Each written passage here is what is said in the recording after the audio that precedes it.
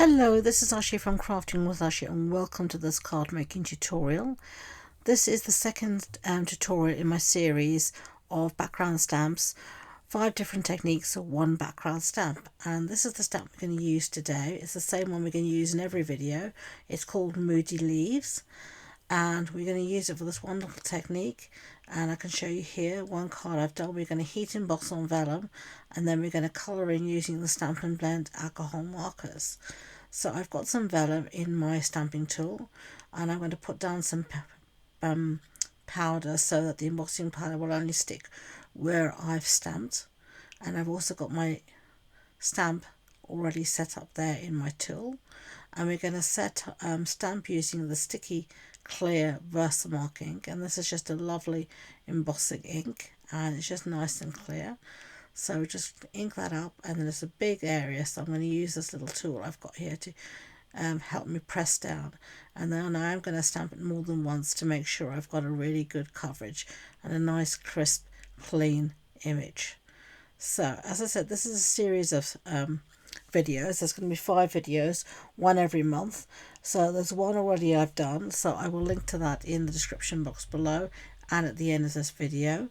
And then if you don't forget, if you enjoyed this video, please do subscribe and give it a thumbs up so you'll be notified when I do the next video in a month's time, showing you the next technique using this wonderful stamp.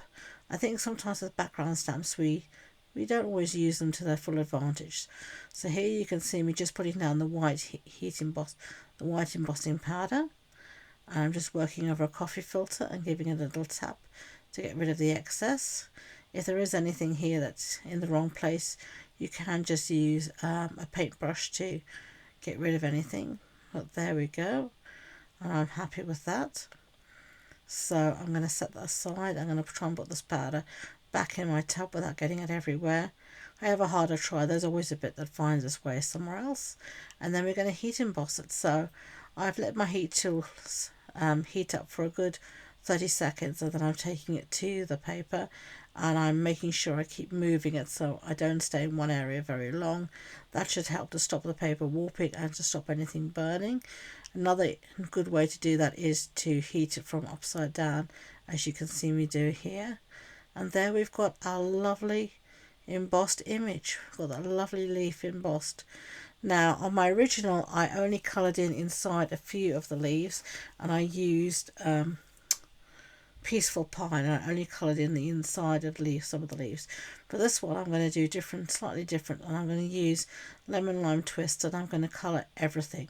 So I'm colouring in on the reverse of my heat embossing, as you can see, and I'm just putting down the colour, and this is the lighter colour. I ended up changing to the darker colour to get better coverage, and I'm just using the brush end and I'm just really putting down that colour. It's quite a big area to cover, and I wouldn't normally use alcohol markers on such a big cover, but it's a really great technique. And there we go, and you can start to see it on the other side come through, but we will deepen that colour with the, here you can see me switching to the deeper colour.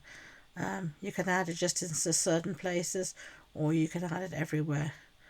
Initially I thought I'd add it in certain places, and then I thought, nah, I'm going to add it everywhere. And that gives a really good deep colour. As I said on my original, I only coloured inside some of the little leaves. I didn't colour all the non-embossed area. This time I decided to colour all the non-embossed area. And at the end you'll be able to see the difference in the 2 cards, and you can decide which technique you prefer. There we go. Right, so that's done, and because it is alcoholic it will dry very, very quickly. So you can see me here going in and thinking about putting a little bit more colour in certain places. It doesn't really show on the other side, so I leave it at that. Right, now as you can see I've got a panel here, and it really is dependent on what you want or how big you want your panel to be. There's no rhyme or reason or specific size. I'm going to cut this down. You can cut, the beauty of cutting it down now is you can cut away any areas that didn't heat emboss so well, or any areas you just don't like for whatever reasons. So I'm just cutting away all the edges, and then I'm just going to cut the panel down so that we can stick it on our card. And you can see me here deciding what area do I want, which bit do I want to cut out, and I'm faffing about with it as usual. Okay, so there we've got our panel cut down, and now we are going to stick this onto a piece of basic white cardstock, as you can see here, and I will try and hide my glue behind the heat embossing so that it doesn't show. And I'm going to make sure I try and put down as little glue as possible so it's not going to splodge all over the place, because glue will show through. If you use something like Pritt Stick, it will show through, or even tear and tape or seal, it'll show. So I'm just using very light little bits of Tombow that I can hide behind the white heat embossing, and then it's not going to show so much when I've stick this down. And you can see just taking my time to put down pieces, but less is really more in this case. There we go. So now we're just going to cut that out again. You can use your trimmer. I just went for my good trusty scissors and cut that out again. And now we're ready to start to put our card together. So on my original, our card base was Peaceful Pine. This time I'm going to use Lemon Lime Twist. I've got here a piece of basic white cardstock that measures 14.35 by 10 centimeters. But don't worry, all the measurements and all the supply list can be found on the blog post, and you can find the link to that in the description box below. So now we're going to start to assemble the front of our card. And you can see here me searching for a piece of basic white because I need another piece for the front, and I'm going to cut this down to the same measurement as I had for the insert. Right,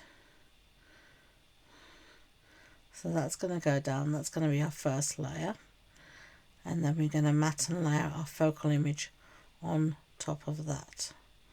So there we go. So then I'm going to take this piece is Peaceful Pine, and I'm just going to mat it on there, and looking for some glue again to stick it down, and then I'm just going to put this round and eyeball it and cut it out.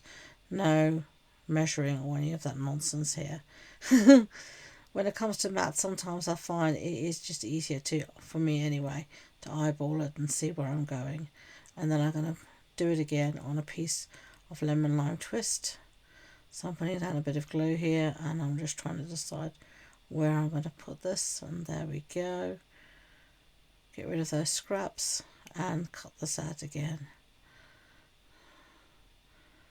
There we are. Perfect. Now I'm going to pop this piece up, and I'm going to use some foam adhesive sheet, which I've got here with me. This isn't really the Stampin' Up one, this is another one, so it unfortunately doesn't have adhesive on both sides, which is a bit of a pain in the neck, but it is what it is. As I've said a few times, my craft supplies and my craft room are a bit of a mess at the moment, so I can't find it, so I'm just using what I've got to hand. So I'm going to put down some seal here, or tear and tape as it ends up being. And I'm just putting this across on the one side, and then this will be what will stick it to my cardstock. I find if I use seal, if I use wet glue, it just gets absorbed into the foam and it doesn't really stick, so I'd go for a dry glue instead. Take all those backings off, and then I'm going to stick that down and do the same here. Some more tear and tape.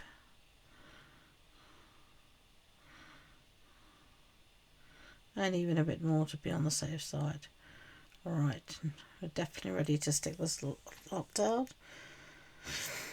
There we go. So now we can just take those backings off and stick our focal image down. There we are. So now all we need to do for this is to add a sentiment. So I'm going to do that now.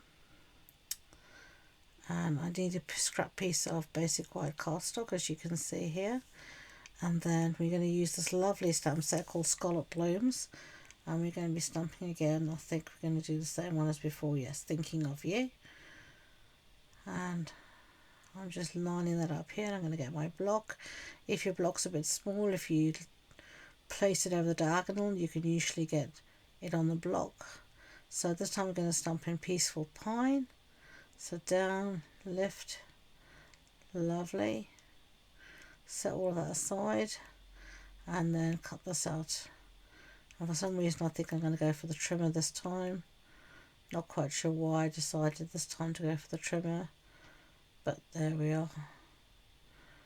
As you can see, when it gets to these small bits, it's actually more annoying on the trimmer than it is just to do it with the scissors, but there we are.